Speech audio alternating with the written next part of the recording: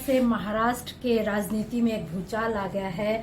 इसी को सिलसिले में कई तरह के बातें आ रही है। राज ठाकरे का ये आ रहा है कि वो जो दोनों भाई हैं वो एक साथ होंगे। कई तरह के ऐसे अचकनें आ रही है। मैम क्या कहना चाहेंगे, किस तरह से जो है इस राजनीति पर? नहीं, मैं जिस राजनीति को सुन के आई हूँ या समझ के आई हूँ वो विचारों की राजनीति होती है और राजनीति में हमेशा विचार होने चाहिए। हम देख रहे हैं दुर्दैव से कि आजकल राजनीति जो है वो सत्ता की राजनीति हो गई है। किसी की तरह सत्ता को प्राप्त करना, ना कोई नीति है, ना कोई निष्ठा है, ना कोई विचारधारा है, सिर्फ सत्ता ही हमारा अगर ध्येय है। तो हम देख रहे हैं कि जिस तरह से चाहे वो बीजेपी रहे, चाहे वो आरएसएस रहे, संवैधानिक मूल्य रहे, चाहे लोकशाही रहे, इसको मानना ही नहीं चाहते।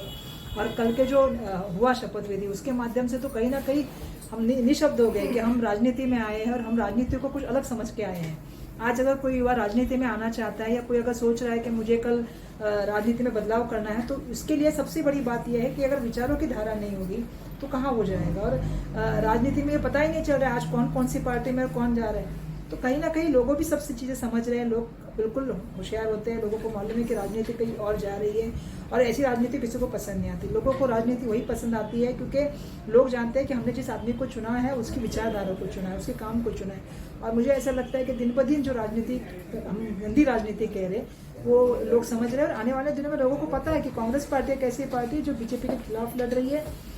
अभी तो सरकारी यंत्रणाओं का तो ऐसा हो गया है कि इस्तेमाल करके कैसे भी सत्ता हासिल करो, उसके खिलाफ लड़ने का काम हम लोग करें। हम लोग बिल्कुल खंभीरता से खड़े रहेंगे और आने वाले इलेक्शन में हम जो है वो कांग्रेस पार्टी, भारतीय जनता पार्टी को और आरएसएस के विचारधारा को हराने का काम करेंगे।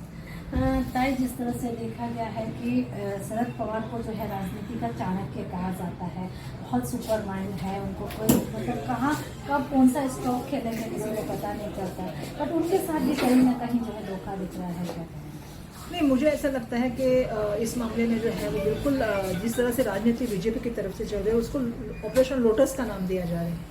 जनता से मेरा आह्वान है कि आप देश के संविधान को रखना चाहते, देश की लोकशाही को रखना चाहते, तो कहीं ना कहीं आपको ये चीज़ समझनी पड़ेगी कि सरकारी यंत्रणाओं का इस्तेमाल करके, एक दबाव की राजनीति इस्तेमाल करके एक सत्ता की राजनीति बनाने का काम चल रहा है। इसमें ना कोई विचारधारा है।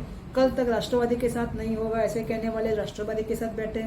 कल सरकार छोड़ते वक्त शिंदे सरकार ने कहा था कि भैया हम इनके साथ आघाड़ी किया है, इसीलिए हम लोग सरकार से बाहर गए, हमारी नैसर्गिक आघाड़ी बीजेपी के साथ है, इसलिए हम लोग छोड़ के चले गए।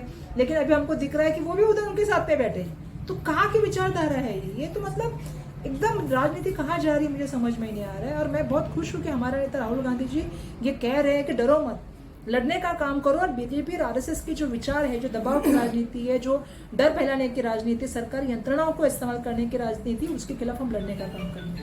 सर, मैम ऐसी भी बातें आ रही है कि कुछ कांग्रेसी भी जो है वो बीजेपी पर, ये तो गॉसिपिंग, ऐसा तो आपको मालूम है कि क्या है। अब तो मुझे लगता है उनके पास बहुत सारे लोग हो गए हैं और कितने लोग को मंत्री पद देंगे। शिंदे गए हुए 1 साल के लोग वेटिंग में हैं।